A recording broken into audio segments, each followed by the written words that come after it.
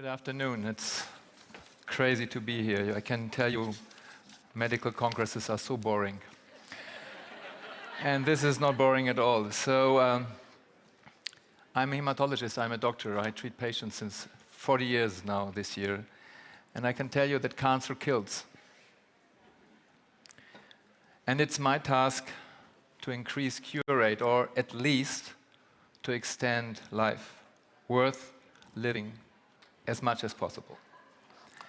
And the question is, and I would like to have my slides, how could we use AI to fight against cancer? And I give you an idea what is all task in hematological clinic, what a doctor has to do with diagnostic testing, treatment planning, patient round consultations, team coordination, research, teaching, mentoring, professional development, and procedural work, and so much paperwork. So Judith Geller, we have still a fax machine, but only to communicate with the doctors outside.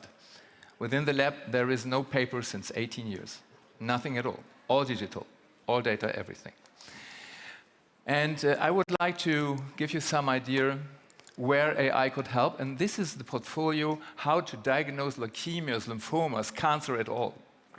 It's a composition of many different techniques that in each of these techniques need experts, experience, phenotypical knowledge. You know how difficult it is to learn phenotypes. It takes years and years, even decades, to really are good.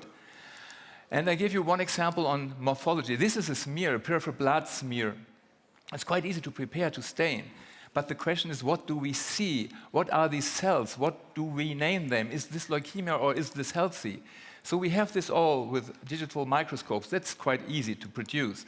And you can see here this blood smear that we normally see in the microscope as a digital picture. But the question is, could we run this microscope to take all these cells, cell by cell, single cells, with the lower magnification, and in the next step with the higher magnification, and bring this into an AI tool and tell us what these cells are? Can we be at least as good as we are, but what does it mean how good we are? Are we really good? You know, the probability that our accuracy is 100% is far away from everything. It's around 80, 85, 90%, maybe 95%, but it's depending on your own experience. And if you're awake, if you have problems with your wife, anything like that, it changes your approach to the disease and to the diagnosis. So we run a trial on the left side, nearly 3 million cells by technicians and hematologists as me, named. And on the right side, 14 million cells taken by pictures and then given to the AI. And the concordance from human to the AI algorithm is 94.5%. That's much higher than you normally can achieve between personnel, at least with even with very trained personnel. The next thing I would like to show you is some chromosomes. Did you have that in your biological studies? You know that chromosome, this is the metaphase. You know, metaphase is where from one cell there are two cells. And this metaphase is taken by automatic microscopes, completely automated, pattern recognition. This is a metaphase. On the left side, you will see the video done by our very experienced technician, real time. On the right side, the same metaphase will be ordered to a karyogram by AI and controlled by the same technician. So I would recommend to look to the right side more than to the left side at the beginning. It starts here.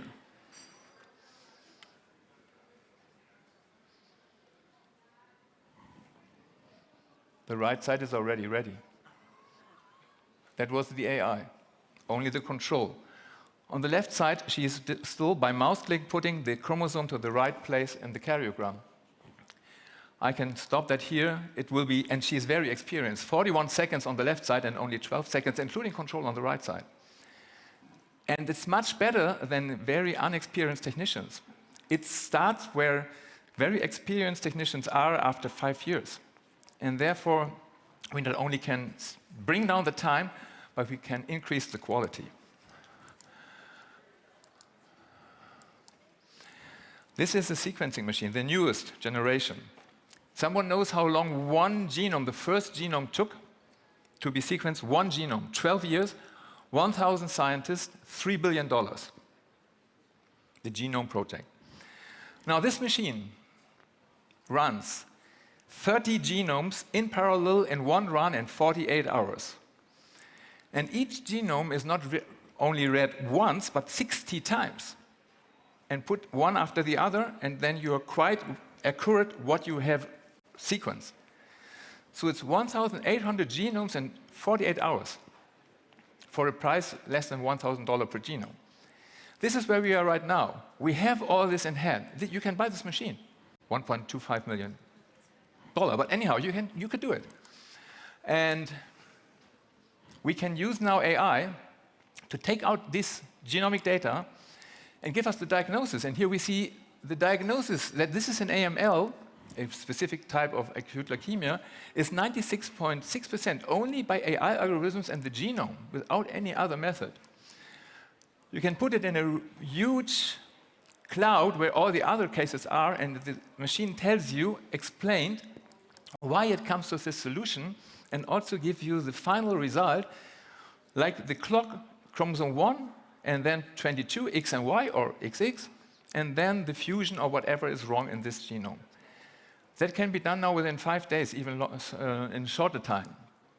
And this is not only in our lab and is used, but there are a lot of FDA authorized enabled devices that use AI already today, and many of them are doing pattern recognition and looking into smears, looking into pictures, and then name the right thing. And we have more than 1,600 AI, including worldwide clinical trials in medicine, where the normal standard how to put better medicine to patients is combined with AI tools already. We do this as well. We can use all this consultation, the history taken from the doctors, taking some of these machines, taking what is said, even understanding what the next step should be, and organize the next X-ray by listening to the doctor and the patient while this conversation is going. And you know that better than I do, we have all these prompts, and you can use all these prompts for any kind of data interoperability, diagnosis, treatment options, research, education. And this is one of the things I did with JetGPT-4. So there's a new disease, leukemia. Patient should receive a drug, and he's already has another 2 drugs. And the question was, will these drugs be acceptable in the same patient, or will they compete, for example, with the liver function? And the answer is yes, they will. And then you give the next question and ask what other drugs would be available, and you have this answer. And I can control the AI for these answers. Many others wouldn't be able to do that, but we have to do that. This is right now where we can control the answers of the AI, and the answers are all correct. If they would be wrong, I would be not standing here. But they are better and better with all this data. And therefore, this is a very nice study. Last year, 195 questions from you in the internet, and you have a problem, and you ask for a doctor's advice. All these doctors that work in this internet platform give you the answer. What is your problem? What should you do? And so on and so on. And at the 22nd of December last year, JetGPT 3.5, the same questions were answered by JetGPT, not by a doctor. And then 3 independent doctors rated what was the quality of the answer. So first of all, the question was, how good was the answer? So you see, very good is on the right, very poor on the left. The chatbot and these raters doesn't know who was doing it, the chatbot or a doctor. The chatbot was better with the quality of the answer. But then the question was, what about the empathy of the answer? Because humans are so empathic. I'm sorry. At least these independent people say the chatbot has a more empathic answer than the doctors wrote. That is really a problem for doctors. And you know why that happens. So we have all this now, AI in medicine, but also for patients' care. You know that from all your tracking devices already. And what we need right now is a very close cooperation between AI professionals and physicians and nurses, and to be open to test that and control what's coming out there. And therefore, this landscape of AI to fight against cancer, to be used in medicine, includes all these different aspects of text and audios, images, electronic health records, signals, omics, as I showed you with the genomes, and put this all together. And I'm quite sure that will not only change your daily routine and your daily private and working life, but it will change the complete medicine, hopefully quite soon. And I would be very, very happy to see that the knowledge that we have right now in our brains after 40 years of doing that will be in such algorithms, because I will die someday, but the algorithms may at least take some of the knowledge to the next generation of doctors and patients. Thank you very much.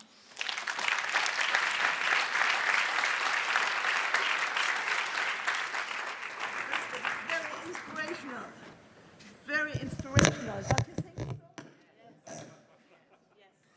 so? It was very inspirational. Thank you, dear Torsten. I visited his lab, and I encourage you to overwhelm him with visits.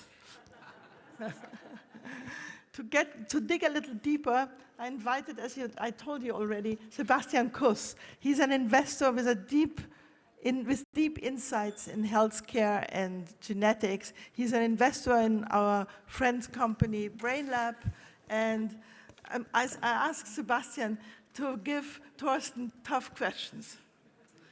Please, go ahead. Thank you for that. Thank you, Steffi. All these kisses, but I love them. Thank you, Steffi. Torsten, thank you. Ladies and gentlemen, I heard that Torsten is celebrating his 40th anniversary as a doctor this year. 40 years of cancer. What fascinates you about cancer? Well, I'm always sitting on the better side of the table when I speak to my patients, at least today. Maybe tomorrow it will be different. This is one that fascinates me with cancer. And the other thing is that over the last decades, we learned so much more how cancer is really based on genetic changes and how we could address these changes by precision medicine and targeted drugs. And therefore, in my lifespan, I saw an increase of cure rates from 10 to 40 to 50 to 60% in some diseases. Other leukemias where the median survival was 4 years are now with a normal life expectancy with the new drugs that we have. And therefore, although cancer is my enemy as a doctor in my profession, and at least the enemy from all these patients, I also found some friendship to understand what's going on there and to try to deliver better treatment to patients and see that they are still with me after decades. I have some patients that I have an email every week with a patient I treated 30 years ago. So maybe a little bit of context about the importance of the topic we discuss. It's, of course, something we could do a hand-raising game, and some of you would not raise the hand, but I think the majority would be somehow affected by cancer in their families, in their friends, social environments. So right now, the population in the world is, I think, 1 out of 12 is older than 60 years old. And by 2050, it will be 1 out of 6. So there will be much more people who are above 60, and thereby also the rate of cancer is going to rise tremendously in the world. That's true. At the same time, we are talking about shortage of experts. So we have less doctors, we have less personnel who can take care of those issues. And we are right now facing a tremendous change in technology, given the AI move. When you look at the agenda today, 90% is somehow affected by it, and I think it's worthwhile to discuss it. So coming to your impact on patients, it's always very hard to, out of your slides, to understand what you're doing in Germany, but 3 out of 4 blood cancer diagnoses are done by you and your lab. You have 330 people in the lab, and you have more than 1.2 million patient samples accumulated over the last years. So I think that is tremendous when we are talking about impact. And now the question coming back again to AI. You, I think, mentioned AI for your strategy in 2016 first. Yes. What was the reason to think of AI in 2016 when everybody was talking about Instagram and I think other trends? I was too old for Instagram at that time, and therefore I have to think about something that could as I said before, to learn phenotypes. I'm reading bone marrows every day since 40 years now at the microscope. I can tell you that you only see something that you have seen before and you understand what you see. And if you can put this into algorithms, put this into phenotypically based AI algorithms at least, then we would be better every day, but also this method and these algorithms can be brought by cloud computing and international websites to others. And therefore, we already cooperate with other companies and other hospitals that don't have the facilities as we build them up. But if they bring us the data, we can help them to interpret the data. And therefore, it's a completely transformation of knowledge into a field where normally nothing would be, or at least on a lower level of quality. So, Steffi mentioned that we are partners of BrainLab, and I think some of you have heard of BrainLab. It's a company, let's say a sister company of what you're doing. They are specialized in image-guided surgery, and when you, for example, have a tumor in the brain, BrainLab's technology is like a Google Maps navigation support for the surgeons to get the tumor out of the brain. And Stefan, the founder of the company, is always saying that data can save life. Not using data can basically kill patients. Why do you think are doctors, and in particular in the field of cancer, not yet as excited about AI, about the technologies we have, as you are? I think they will be more and more, because the older one will die, and the younger one will be working with this, or at least the children will do. And I feel, and this is really a groundbreaking thing, that we now can just put a prompt and we have an answer and we can control the answer. And we see a dramatically increase of quality of all these answers, at least what I can tell you about medicine. And therefore, I'm quite optimistic that many doctors will adhere to that because they have so much workload. And if we could put some of this workload to tools like that, to algorithms like that, we would have, again, more time for patients or for our private life. And this is also what people more and more would like to do, and bring down their working hours per week, for example. And therefore, finally, they will use it, or they will lose it. So we heard from Minister Gerlach that we have a fear in the broader public that machines take over, that we lose the empathy, and that we lose the connection between the human. You know, I think the doctor is the most trusted profession. Still? I don't know that. Hopeful, yeah. Oh, okay. But it's the most trusted profession, and when you are wearing all white, I think it automatically brings I never up. do. But anyhow, yeah. So. Why do you think are people afraid, and how can we tackle that trust issue to actually understand that the machines will never take over, they will support our decision making? And what Minister Gerlach also said, we have to tell people what we do. We have to be transparent, we have to take care for data security, and we in Germany do this very, very strongly, sometimes too strongly from my personal belief. We are accredited in all these things we do. We have SOPs, we have ISO accreditation, we have an American accreditation, we have cloud computing in Frankfurt and not somewhere else, and our own partition there in the cloud. And therefore, we just have to be transparent and say what you are doing. We have, from many, many patients, more than 60% informed consent for any additional research that we do. And we do research, and we do research with many, many international institutions and share data with them. And therefore, if you just speak about it and just do it and not just wait for someone who tells you that you are not allowed to do it, you can do much more than normally is done. Yeah, I think it's a lot of experience that people make with a very malicious disease, and then when they are recovered, they have a total different understanding of what research can do and what people like you are contributing to everybody's life. And I think to close on that, because we try to run behind the clock already, and one very inspiring idea that you gave me was, I think, something we should close with, that when you started 40 years ago, cancer was something that you could describe. Yeah? Nobody understood it. It killed people, but nobody understood why. You told me that now people understand the reason for cancer and also why we are dying from cancer. But you also told me that in the future you believe that people will not die from cancer anymore because we can cure it. What do you think? Why is it such a positive, optimistic outlook? Because as we are going to demonstrate what the backbone and what the reason for this cancer is, and we can do this by genetics, by molecular genetics, and by genomes and transcriptomes and everything that we have now at hand in a very short turnaround time and very cheap money, then we can really find, or at least use when it's already there, very specific drugs. And those patients are living very, very long, and many people have diabetes and they will normally not die from this disease. And why shouldn't we put cancer from a malignant disease to a chronic disease? And this is what I experience already, and that will be better over the next 5 to 10 years. I'm absolutely sure, because we understand the reason the cancer is there, we have the specific drugs, and we have controls to see a relapse very early, and then we can intervene again. And then we go finally to prevention. If we go to prevention, we would be even better. And this is the next step. Nothing to add to it. Encourage you to speak to Professor Haferlach. Thank you very much for your attention.